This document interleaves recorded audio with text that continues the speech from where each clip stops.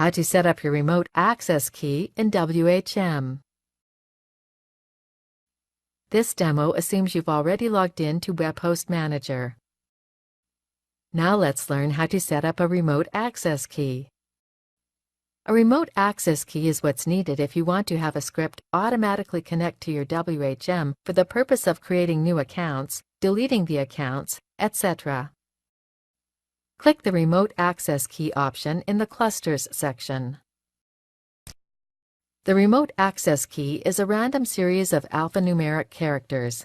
If you copy this key and paste it into a script that's designed to connect to WHM, you'll be able to have that script perform tasks that you would normally have to log into WHM to do. You may need to reset your remote access key when setting up a new script.